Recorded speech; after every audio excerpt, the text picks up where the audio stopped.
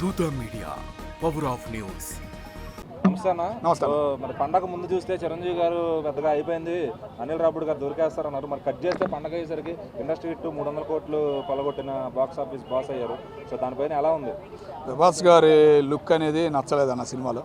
ప్రభాస్ గారు అయినా ఆ దెబ్బ, ఆ ఎఫెక్ట్ అనేది మా చిరంజీవి గారి మీద లాగేసిందన్న. ఓకేనా, అటు ఫ్యాన్స్ పరంగా కానీ ప్రభాస్ ఫ్యాన్స్ కూడా సినిమాకి కామన్ మ్యాన్ వెళ్ళి ఒకసారి చూసి వచ్చేలాగా సినిమా అనిపించిందన్న. వెంకటేష్ గారు చిరంజీవి గారు కలిసి చేసిన ఈ సినిమా ఒక అలా హ్యాపీనెస్ అనేది మొదలైంది. చిరంజీవి గారి చరిత్రలో సినీ ఫీల్డ్ ఆగిపోయింది అన్న బాధలో ఉన్న ఆయన ఈరోజు చాలా హ్యాపీగా అనిల్ గారి వలన చాలా హ్యాపీగా ఫీల్ అయ్యి ట్విట్టర్లోను మిగతా వాటిల్లోనూ స్పందిస్తున్నారు. చిరంజీవి గారు చాలా హ్యాపీగా ఉందన్న. సో అలాగే అల్లు అర్జున్ గారు ఆయన కూడా కామెంట్ చేశారు, అంటే సినిమా బాగుందని చూసి ఆయన కూడా రివ్యూ చెప్పారు. సో మరి ఏమనుకో, మెగాకి ఏకి గ్యాప్ ఉందంటారు కదా, సో అదేమన్నా కనపడుతుంది అనుకోవచ్చు అన్న. ఎందుకంటే అల్లు అర్జున్ గారు ఒకప్పుడు చిరంజీవి గారు వెనకమాల ఉండారు, ఎన్నో సినిమాలకు సాయం చేశారు, ఒక చరిత్ర అనేది మనం చూసాం.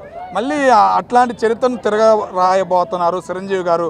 ఇట్లాగే ఇంకా 4-5 సినిమాలు తీయాలి కామెడీతో, మళ్ళీ పాత చిరంజీవి గారిని చూడాలి అని చాలామంది ఆశపడుతున్నారు. దానికి ఉదాహరణ అల్లు అర్జున్ గారి ట్విట్టర్. 2025 అంతా కూడా మెగా ఫ్యామిలీకి బ్యాడ్ గా నడిచింది. మరి ఇక్కడ నుంచి బాస్ గారు మళ్ళీ స్టార్ట్ చేశారని అనుకోవచ్చు అన్న. రీసెంట్గా ఒక న్యూస్ కూడా అందింది, చిరంజీవి గారు బాలకృష్ణ గారు కలిసి ఏదో సినిమా దిగిపోతున్నారని చెప్పేసి.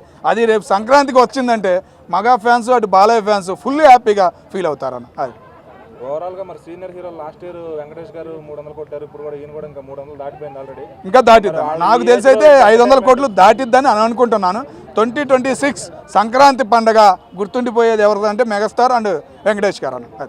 For more updates please subscribe దూత మీడియా.